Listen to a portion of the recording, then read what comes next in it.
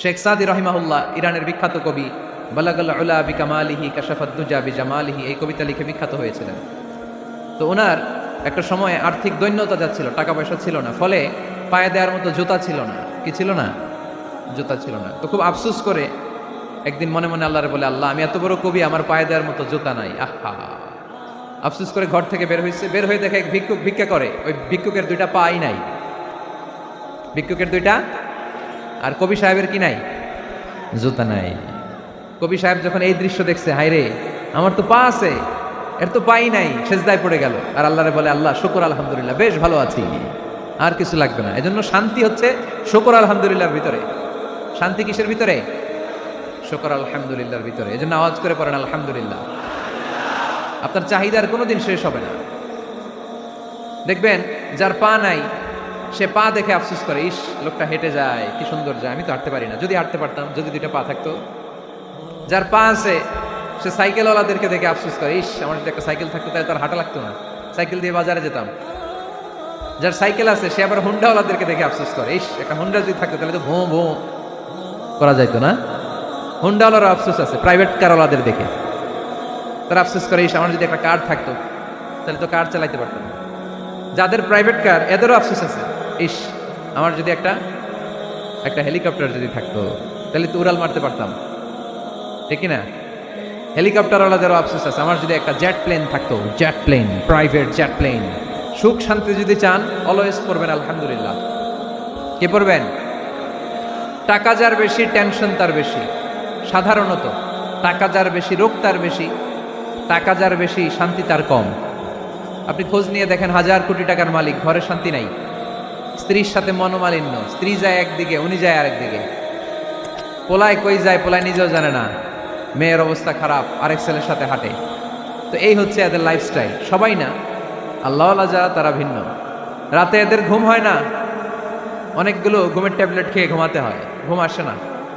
কিন্তু রিক্সাওয়ালা, কুলিওয়ালা, দিনমজুর, এদের রোগবালাই আছে? কথা বলেন। খাওয়ার সমস্যা আছে, ঘুমের সমস্যা আছে, শুইলেই ঘুম আসে, যেখানে রাইত ওইখানেই কাই। শান্তি দেওয়ার মালিক কে? আল্লাহ, তুমি এই দেশটাকে শান্তিময় করো। আসুন আমরা সরাসরি কোরআন থেকে শুনি, কারণ কোরআন থেকে শুনলে বরকত বেশি না কম? আরো জোরে বলেন, বেশি না কম? এটা এমন একটা কিতাব, যে কিতাবে কোনো ভুল নাই। আছে? সন্দেহ আছে? সংশয় আছে? মুত্তাকিনদের জন্য এই বইটারে হেদায়েতের কিতাব করে নাজিল করলো কে? যালিকাল কিতাবু লা রাইবা ফি হুদাল লিল মুত্তাকিন। This is the book, the most authentic and original book in the world, whereof there is no doubt in it, and a guidance to those who are muttaqin. এটা এমন বই, যে বইয়ে কোনো ভুল নাই, কোনো সন্দেহ নাই, কোনো সংশয় নাই। মুত্তাকিনদের জন্য এই বইটারে হেদায়েতের কিতাব করে পাঠালো কে? আবার আল্লাহ বলেন, কিতাবুন আনজালনাহু ইলাইকা লিতুখরিজান নাসা মিনাজ-যুলুমাতি ইলান নূর। নবী হে, এই কিতাবকে আমি নাজিল করেছি অন্ধকারাচ্ছন্ন মানুষগুলোকে আলোর পথ দেখাতে, বামপন্থী গুলারে ডানপন্থী বানাতে, জাহান্নামী গুলারে জান্নাতি বানাতে। এই কিতাব যদি কেউ পড়ে, সে মানুষের মতো মানুষ হয়। ওই মানুষ কখনো অন্যায় করে না। এই কিতাব যে পড়ে এবং মানে, এই কিতাবের শিক্ষাকে যে নিজের মধ্যে ধারণ করে, সে কখনো মিথ্যা বলে না, মা বাবার সাথে বেয়াদবি করে না। ওই আলোকিত মানুষটা কখনো টেন্ডারবাজি করে না, চাঁদাবাজি করে না, দুর্নীতিতে চ্যাম্পিয়ন হয় না, ক্যাসিনো ব্যবসায় নামে না। এই কোরআন যারা বুকে ধারণ করে, এরা কোনোদিন পেঁয়াজের দাম বাড়ায় না। জোরে বলেন, ঠিক কিনা? এরা কখনো তাদের কোনো কাজে জনমানুষের ক্ষতি করে না। এরা সবসময় কল্যাণের পক্ষে, এরা মানবতার পক্ষে। এরাই হচ্ছে আলোকিত মানুষ, ঠিক কিনা? মানুষ হওয়া পৃথিবীতে বড় কঠিন। খালি চোখে যা দেখেন, এগুলো মানুষ না, এগুলো জনসংখ্যা। এগুলো কি? এজন্য বলা হয়, বাড়ছে জনসংখ্যা, কমছে মানুষ। বাড়তেছে কি, কমতেছে কি? মানুষ। গরুর পেট থেকে বেরোলেই ওটা গরু হয়ে যায়, ছাগলের পেট থেকে বেরোলেই ওইটা ছাগল হয়ে যায়, মুরগির পেট থেকে বেরোলেই ওইটা মুরগি। কিন্তু মানুষের পেট থেকে বেরোলেই ওটা মানুষ হয় না, ওটার মানুষ বানাইতে হয়, তাই না? আবার গরুকে কেউ কোনোদিন বলে না, এই তুই গরুর মতো গরু হ, বলে? শরীয়তপুরে? আপনারাও বলেন না? ছাগলরে কেউ কোনোদিন বলছে তুই ছাগলের মতো ছাগল হও, কিন্তু মানুষকে বলা হয় তুমি মানুষের মতো মানুষ হও। কোরআন পড়লে মানুষের মতো মানুষ হওয়া যায়, ঠিক কিনা? মানুষের মতো মানুষ খুঁজে পাওয়া দুষ্কর। এই কোরআন এসেছে আমাদেরকে মানুষের মতো মানুষ বানাতে। এজন্য এই কোরআন থেকে শুনলে লাভ না লস? কোরআনের সাথে আমাদের সম্পর্ক বাড়াতে হবে। প্রতিদিন কোরআন তেলাওয়াত করতে হবে। আপনারা করেন? হ্যাঁ, আজকে করছেন কারা কারা দেখি? মাশাআল্লাহ মাশাআল্লাহ, হাত নামান। প্রতিদিন যেন আমরা পড়ি, আর যারা এখনো শিখতে পারি নাই তারা যেন শিখে নেই। কোরআন পড়া যেমনি সওয়াবের, কোরআন শোনাও তেমনি সওয়াবের, ঠিক কিনা? কোরআন শুনলে রহমত নাজিল করে কে? ওয়াইদা কুরিআল কুরআন ফাসতামিউ লাহু ওয়া আনসিতু লাআল্লাকুম তুরহামুন। যখন কোরআনের তেলাওয়াত করা হয় মনোযোগ দিয়ে শোনো, তোমাদের উপর রহমত নাজিল করবে কে? এজন্য কোরআন পড়া, কোরআন শোনা সবটাই জরুরি। আমরা যেন কোরআনের সাথে আরো বেশি সম্পর্ক গাঢ় করতে পারি, কোরআনকে যেন আমরা আমাদের বন্ধু বানাতে পারি। আল্লাহ তুমি তৌফিক দাও। আর জোরে পড়েন আমিন। কাফেরদেরকে জানানোর জন্য রব্বুল আলামিন সূরা আর রহমান নাজিল করলেন আর বললেন আর রহমান আল্লামাল কুরআন খলাকাল ইনসান আল্লামাহুল বায়ান। দয়াময় রহমান শেখালেন কোরআন, বানালেন ইনসান শেখালেন বায়ান। দয়াময় রহমান শেখালেন কোরআন, বানালেন ইনসান শেখালেন বায়ান। দয়াময় রহমান শেখালেন কোরআন, বানালেন ইনসান শেখালেন বায়ান। দয়াময় রহমান শেখালেন কোরআন, বানালেন ইনসান শেখালেন বায়ান। আল্লাহু আকবার। আল্লাহ বলেন রহমান রে চিনো না? আর রহমান আল্লামাল কোরআন খলাকাল ইনসান আল্লামাহুল বায়ান। আমি হলাম রহমান, আমি দয়াময়, আমি মেহেরবান। আমার দয়ার কোনো শেষ নাই, আমার মায়ার কোনো শেষ নাই। আমার দয়া ভালোবাসা ছাড়া এই পৃথিবীতে কোনো কিছু হওয়া সম্ভব। ওয়াসিআত রাহমাতি কুল্লা শাই। সব জায়গায় আমার আল্লাহর রহমত আছে না নাই? আল্লাহর রহমত ছাড়া এক ফোঁটা বৃষ্টি আকাশ থেকে জমিনে ঝরে? আল্লাহর রহমত ছাড়া একটা গাছের পাতা মাটিতে পড়ে? আল্লাহর রহমত ছাড়া একটা শ্বাস আমরা ভেতরে ঢুকাতে পারি? আল্লাহর রহমত ছাড়া পৃথিবীতে কিচ্ছু সম্ভব না। চিল্লায় বলেন ঠিক কিনা? আমার আল্লাহর দয়া ভালোবাসা যে কত বেশি আমরা জানি না, আমরা জানি না। আরশের বুকে আল্লাহ বিশাল সাইনবোর্ডে লিখে রেখেছেন সাবাকাত রাহমাতি গাদাবি, সাবাকাত রাহমাতি গাদাবি। এর মানে হচ্ছে আমার রাগের উপরে আমার দয়া বিজয় লাভ করেছে। সাবাকাত রাহমাতি গাদাবি, আমার রাগও আছে, আল্লাহর রাগ আছে না? আমার দয়াও আছে, আল্লাহর দয়া আছে না? আল্লাহ বললেন আমার রাগও আছে, আবার আমার দয়াও আছে। তবে জেনে রেখো আমার রাগের চেয়ে দয়া বেশি। আল্লাহর কোনটা বেশি? দয়া বেশি। আমাদের পাপ অন্যায় যত বড় হোক মনে রাখবেন আল্লাহর দয়া তার চাইতেও বড়। নাকি ছোট? আপনি যত বড় পাপ করেন না কেন আমাদের জন্য আল্লাহর পক্ষ থেকে দয়া আছে না নাই? বনি ইসরাইলের এক লোক সিরিয়াল কিলার ছিল, খালি মার্ডার করতো, সিরিয়াল মার্ডার। একটা, দুইটা, তিনটা, 10টা, 5টা করতে করতে করতে করতে 99টা মার্ডার করেছে। কয়টা? এলাকায় আছে না কিরকম কেউ? 99টা মার্ডার। কল্পনা করা যায়? 99 জন মানুষকে সে নিজ হাতে হত্যা করেছে।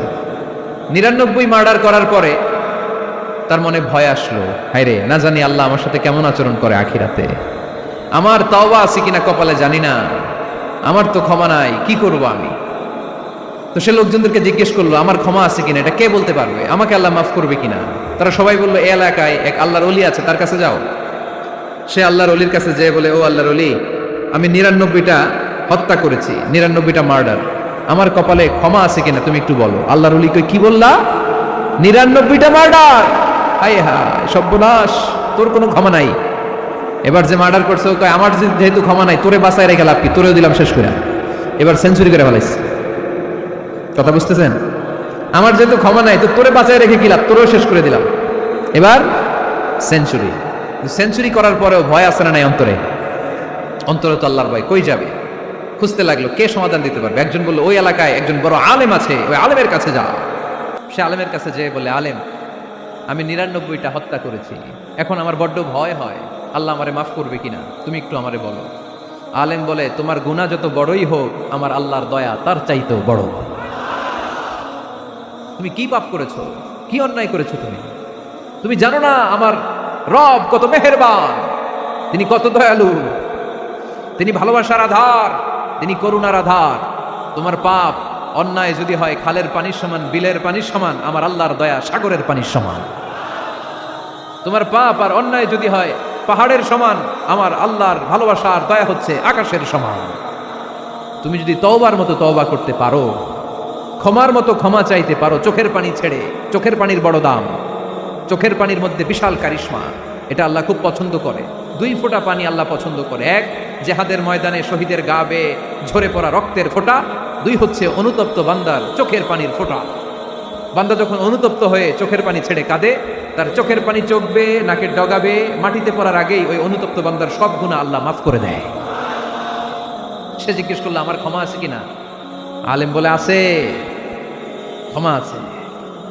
তওবার মতো তওবা কর, তাওবাতান নাসুহা, তওবার মতো তওবা করলে আল্লাহ ঠিকই মাফ করবে। সে এতটাই অনুতপ্ত হলো, এতটাই, সে আল্লাহর কাছে ক্ষমা চাইতে শুরু করলো। আলেম পরামর্শ দিল, তুমি যে এলাকায় থাকো এলাকাটা ভালো না, এলাকাটা ছাড়ো, এখানে সব ডাকাতদের এলাকা, তুমি একটা ভালো এলাকায় যাও, ওখানে যে তওবা করে ভালো মানুষ হয়ে যাও। সে নিয়ত করে কাপড় চোপড় গুছিয়ে ভালো এলাকায় যাবে। ঘর থেকে বেরোয়ার সাথে সাথেই মালাকুল মাউত চলে আসছে, তার রুহু কবজ করে ফেলছে। এখন রুহুকে নিয়ে যাবে। ফাজাআত মালাইকাতুর রাহমা ওয়া মালাইকাতুল আযাব, রহমতের ফেরেশতারাও আসছে, আযাবের ফেরেশতারাও আসছে।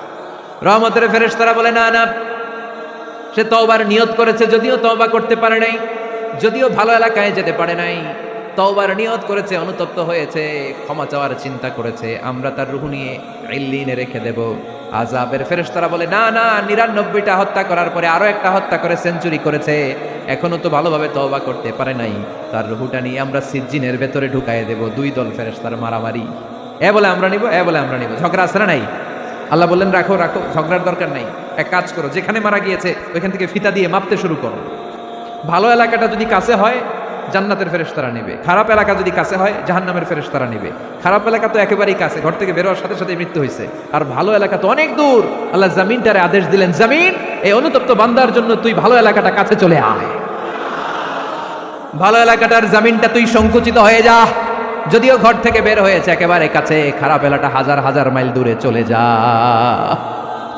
ফিতা দিয়ে মাপ দিয়ে দেখে সর্বনাশ, ভালো এলাকাটা তো একেবারেই কাছে, খারাপ এলাকাটা অনেক দূরে। আল্লাহর ফয়সালা অনুযায়ী রহমতের ফেরেশতারা তার রূহকে নিয়ে জান্নাতের ভেতরে ঢুকিয়ে দিয়েছে। 99টা হত্যা করার পরে আরো একটা হত্যা করে সেঞ্চুরি, 100টা খুন করছে। আপনি কয়টা করছেন? আমি কয়টা করছি? তো 100টা খুন করে যদি ও মাফ পেতে পারে আমার আল্লাহর কাছ থেকে, আমরা কি ক্ষমা পেতে পারি না? ওর পাপের কাছে আমাদের পাপ কি? কয় ওয়াক্ত নামাজ ছাড়ছেন আপনি? কয়টা মিথ্যা কথা বলছেন? কতবার ঘুষ খাইছেন? কত টাকা সুদে লাগাইছেন? কত অন্যায় করছেন? কত জুলুম করেছেন? মনে রাখবেন, আপনার পাপ, আপনার অন্যায়, আপনার জুলুম যত বড় হোক না কেন, আমার আল্লাহর দয়া তার চাইতেও বড়। এজন্য আল্লাহ নিজের পরিচয় দিয়ে বললেন, আর রহমানু আল্লামাল কুরআন খালাকাল ইনসান আল্লামাহুল বায়ান। আমি রহমান, আমি দয়ার সাগর।